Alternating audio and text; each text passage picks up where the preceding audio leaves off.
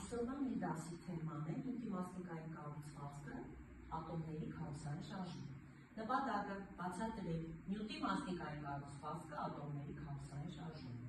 Վերջնարդյունքը հասկանալ առաջադրվող խնդրի իմաստը, մշակել լուծման ուղիներ և կատարել անհրաժեշտ քայլեր, մեկնաբանել ստացված արդյունքը։ Ինչ է իրենից ներկայացնում ջերմային շարժումը, ով կարող է ասել երեխաներ, ապա ասամանություն։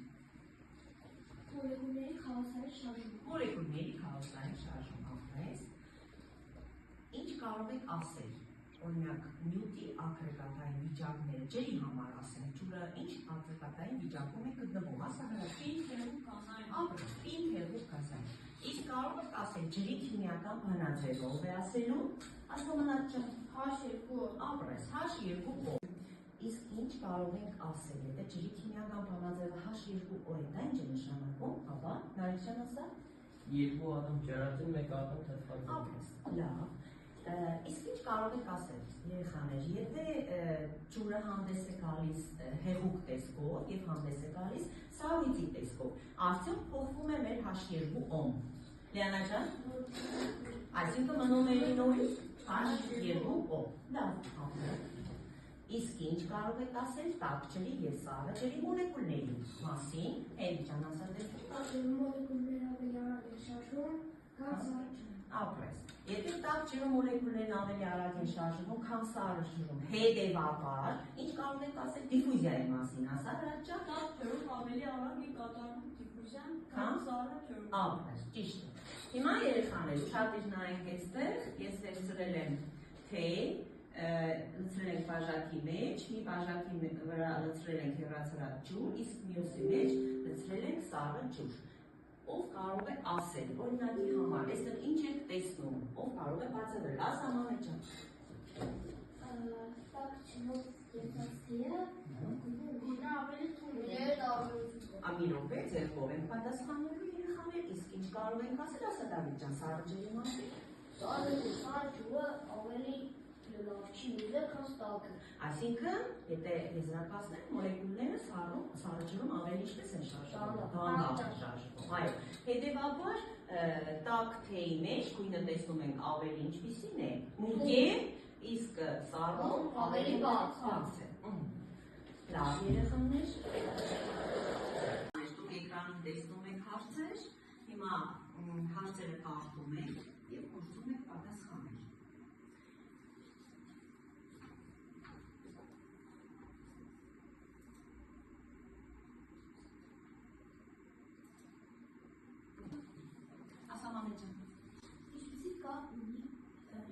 Ինչպիսի կապ գոյություն ունի մարմնի ջերմաստիճանի և նրա մոլեկուլների անկարող շարժման արագության մեջ։ Ինչ է։ Պատասխանը լսում եք։ Որքան մեծ արագությունը, այնքան բարձր ջերմաստիճանը։ Այսինքն ընտրեցինք առաջին տարբերակը։ Նշում ենք առաջին տարբերակը և տալիս ենք ճիշտ է։ Ինչ ֆիզիկական ջերմության վրա է հիմնված սնդիկային ջերմաչափի գործողությունը։ Հեղուկների ջերմային ընդարձակման երևույթի, դիֆուզիայի երևույթի, միջմոլեկուլային տարածությունների գոյության, ջերմահաղորդակցության։ Այս հարցին ով է փորձում պատասխանել, տեսնեմ։ Ով կպատասխանի, ինչ ֆիզիկական երևույթի վրա է հիմնված սնդիկային ջերմաչափի գործողությունը։ Տեսնենք, լսում ենք, ասալյան ջան։ Այսինքն հեղուկը տականալիս ընդարձակում է։ Ընտրում ենք առաջի պատասխանը, հա։ Հաստատել։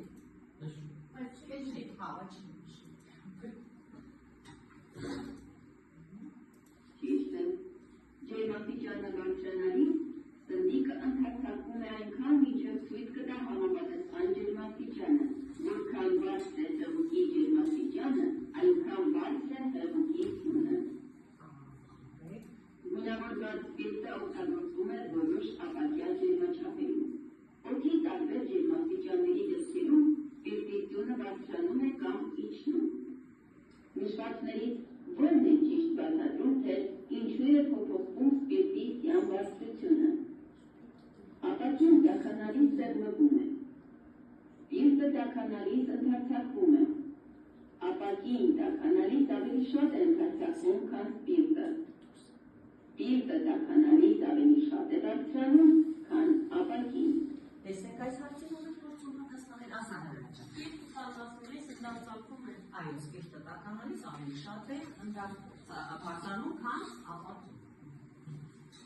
Դրեցինք պատասխանը, Երևի չէ։ Սոֆիա, որը Տաքանալից ընդարձակում է այնքան, մինչև թույլ կտա համապատասխան ջերմաստիճանը։ շարունակում ենք, Որքան է նկարում պատկերված ջերմաչափի ցուցմունքը, եթե այն սանվակավորված է Ցելսիուսի սանվակով։ տեսնենք, Աստիճան Ցելսիուս, մինուս 10 աստիճան, 20 աստիճան Ցելսիուս, 21 աստիճան Ցելսիուս։ Ասանահարաճան։ Այսինքն տեսակ, որ պատկերված ջերմաչափի ցուցմունքը կանգնած է -10 աստիճան Ցելսիուս ջերմաստիճանի վրա։ Ավելի ես արդեն նայեցի ձեր գնահատականներին, նայեցի գնահատել եք 9 միավոր, Հրաչին Ավետիսյան գնահատել եք 8 միավոր եւ մնացին նորից 8 միավոր։ Ինձ կարող եք ասել, ինչի համար Նարինի գնահատեցիք 9 միավոր, ասա։ Բոլոր հարցերին ճիշտ պատասխանեցիք։ Լավ, ապրես, իսկ օրինակ Հրաչին գնահատել եք 8 միավոր։ Կային հարցեր, որ ինքը չկարողացավ կամ թերացավ, այլ օրինակ ինչ եք կարծում, որ հարցի պատասխանի դեպքում ինքը թերացավ։ Կարող եք հիշել երեխեք։ Հրաչյան, դու ինքդ կհիշես, որ հարցն էր։ Չես հիշում։ Այո, հաշ 2-ով քիմիական բանաձևաչերի, որը թերացավ հեղինակությամբ ասել։ Այո, լավ, շնորհակալություն Հրաչյան, հիմա եկան տեսքով։ Տեսնենք ձեր թղթի վրա ինչ եք գնահատել, դուք գնահատել եք Մարգարյան Դավիթին 7 միավոր, Ասլանյան Մանեին 9 միավոր, Ղուկասյան Միրանային 9 և Գևորգյան Հենրիկին 9 միավոր։ Ով կարող է մեկնաբանել, ինչու։ Մանե ջան, լսում եք։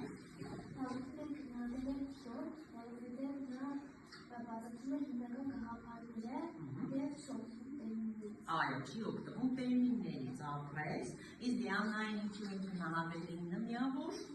Որովհետև դա ճիշտ է ամբողջական է բացատրում տերմինները, վերաբերյալ Լիարժեք բացատրում են։ Հենի ջան, դու ավելացում ունես, Նստի Մանե ջան, շնորհակալություն։ Ես նա բոլոր հարցերին ճիշտ պատասխանել է, դրա համար գնահատել եք 9 միավոր, հա։ Լավ, շնորհակալություն, ապրեք, երեխեք, 10 նշում եք, 10 նշեցինք,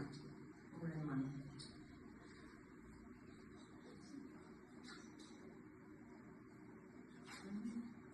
Ատոմներ, մոլեկուլներ, նրանց գոյությունը հաստատող չէ։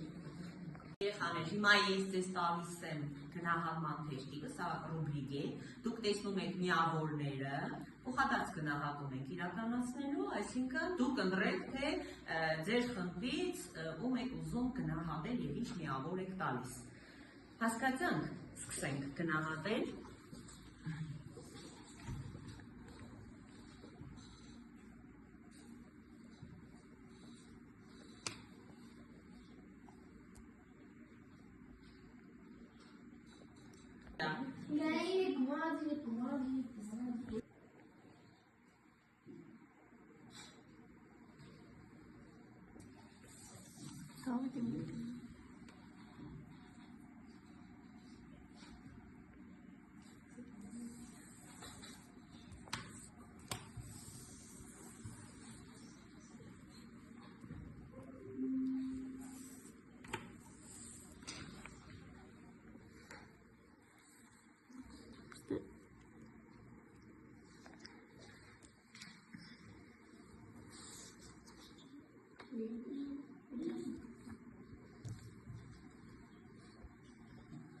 Երեխաներ, ուրեմն 10 նշանակում եք պարագրաֆ 11 մոլեկուլների քաոսային շարժման արագությունը եւ ջերմաստիճանը